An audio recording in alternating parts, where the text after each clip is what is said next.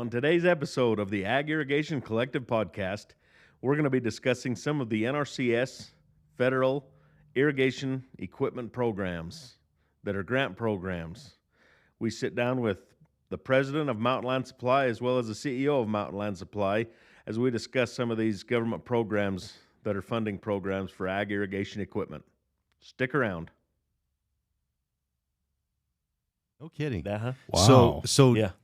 another caveat to ag sales, at least in Utah, is the government funding that can help somebody purchase that material. Yeah. Will you kind of explain that to the windshield wipers, like how that works? Yeah, absolutely. So there's actually a brand new program that just came up. I'll talk about that one first. So the state of Utah has got the program, and it's called the Utah Water Optimization Grant.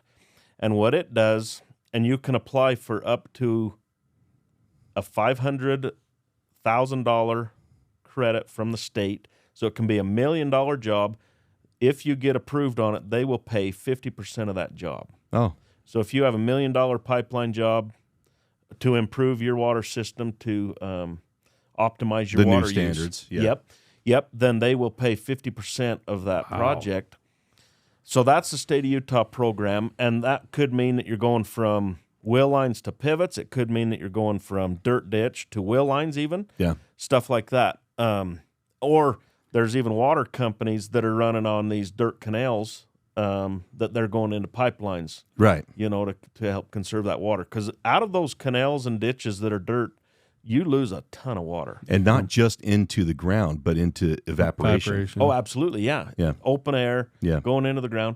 Because you can go anywhere on any ditch bank and you see willows growing. Yeah. They're robbing that water as well. Yeah. All the weeds and foliage that's not necessarily useful is taking that water. And so if they put it in a pipeline, That eliminates that issue. it eliminates, you don't lose as much water. So Yeah. so they're trying to attempt to do some of that to help conserve water, just in the matter of not losing it to some outside forces. Yeah. And then there's a couple of federal programs, one of which is called the EQIP program, EQIP, and it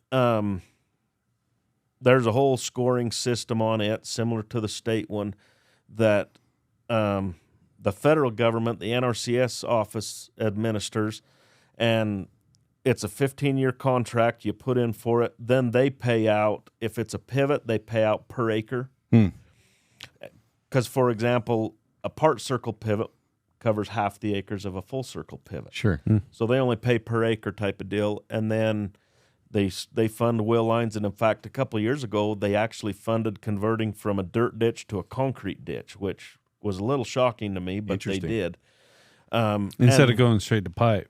Yeah. Is that what it was shocking to you? Or? Yeah, or putting a pivot or a wheel line on the place, because they're irrigating out of this Yeah, they're ditch. still wasting a ton of water. Absolutely. Yeah. And so that's what was shocking. But there are different sections within the funding that they say, okay, there's $1 million allocated. You know that to concrete this. ditch, there was someone somewhere that needed that to happen. Yeah. And so they got it passed. Right. And that's the only one that I'm aware of recently that's been put in with NRCS money. And that was that a limited time, or is it still going? Still Still going. open, okay. Yep, still going. And so like Still gated pipe. available. Wow. Yep, and gated pipe that we sell, it can be wrapped into that deal. And the thing too is these farmers can utilize both these programs on top of one another, Get it all paid for? and all but 10%. Wow. So then the state and federal come in and say, okay, Because they want you to still have some skin in the game. yep, Yeah. and that skin in the game can be labor. So they may not come up with any cash. Really? Yes. Can be equity, sweat Yep. equity. So they can Wow. come up with some labor, dig the trenches with their backhoe, some fuel, and different things, and call that their 10%, Yeah. and just bill it to whatever market rate is on labor. So what's interesting, and the reason why I asked that is there are a lot of farmers out there that don't have the education of those programs. Yep. And so part of your job and your team's job is to go out and educate the population on those programs that can help them Oh yeah. do these projects. And the government's interested in it because it helps with the watershed. It helps Yep. with water conservation. We're interested in it because it helps people not just purchase an item, but to do a larger project over time. Oh yeah. Well, and I mean pivots for a quarter-mile machine, you could be $120,000. Yeah. And you're on full circle, you're covering about 120, 125 acres, and so you're around $1,000 an acre, maybe after the complete project with a pump and pipe and all that, you're maybe $1,200-1,300 an acre. But that's expensive, especially when flood is growing a good crop. Yeah. Why would the grower want to go spend the money when flood is working? Yeah. And so that's where, some of these programs are very beneficial for that. And we help the growers fill out their applications if needed. Yeah. The ones that have done it, several times, that they're pretty in tune. They understand with the it. process. Yeah, they're pretty good with it. But yeah, there's some neat programs. There's also a couple other programs. So one of our wheel line movers is a solar mover, and it actually falls within the guidelines and the qualifications of the REAP grant. That is the solar grant stuff on the federal side. Down to Monticello area, I don't know the exact town, but Alan Barry had sold 3 movers to one guy that was awarded that grant, and it essentially paid for one of the movers. Wow. It's amazing. 3 in it. So there's programs available for, a lot of stuff that we can capture. And we attempt to research those and understand what those programs are so we can help our growers take advantage of that. So, and we're getting really long on time, so I want to kind of get close to wrapping it up. But you and your team do a program called Agstravaganza every year. Yep. Where you'll bring in growers and you'll educate them on those items and a myriad of other things, because your sales vertical also touches geotextiles, because soil stabilization is important to a farmer or a grower. Yeah. Pond lining is also very important, so they don't have the loss through the pond walls. Absolutely. Pumps are very important. So you'll bring in those verticals, and then they also get in touch with those customers so they can help them with their entire project. Yep.